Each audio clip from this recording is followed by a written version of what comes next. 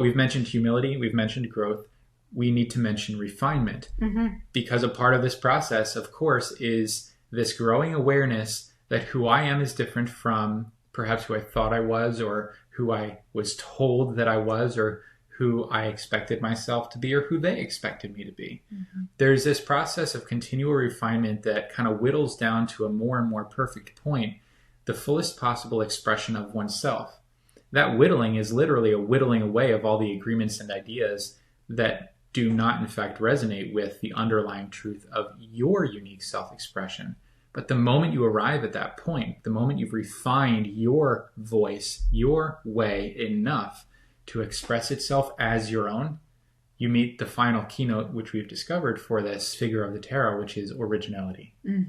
Your way will be different. It will be different because it must be different. It must be different because you are different. Yeah. And it becomes different. This is something we'll return to over and over again, not only in this conversation, but probably every one that we have. It becomes different because of what you love. Yes. You get to that place by loving what you love. Yeah. And just permitting what you love to sort of have your energy, give that your energy. You can imagine in our little story of the prince, you can imagine how this prince is surrounded by educators and politicians and very large, very noisy figures, all of whom are telling him exactly what he is supposed to become, exactly what the role he's meant to fulfill looks like. And you can imagine the really titanic effort that will be required in order for this figure to permit what he loves.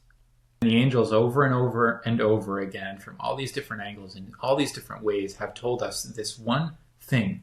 They just keep hammering on this one thing. They've literally told us that it is the sole theme that all 64 angels are meant to deliver. They tell us, love what you love to permit your enjoyment. Your way unfolds when you do. Consider what it might mean for that to be true. And now consider how much actual vitality, willingness, open-heartedness, courage it's going to take in order to permit that to unfold against all the odds, against all the voices telling you you can't or shouldn't, against all your own insecurities telling you that you absolutely can't and you definitely shouldn't. Something inside of you has to become larger than all of that and just start whittling away. Start whittling away and say, nope, nope, nope. I will not succumb to these voices because there's something inside of me which is alive, and somehow, whether I can explain it or not, it's more important. It's more important than any of that. That's going to take some special quality of effort. You feel it as a pressure. That's why we can't get away from it.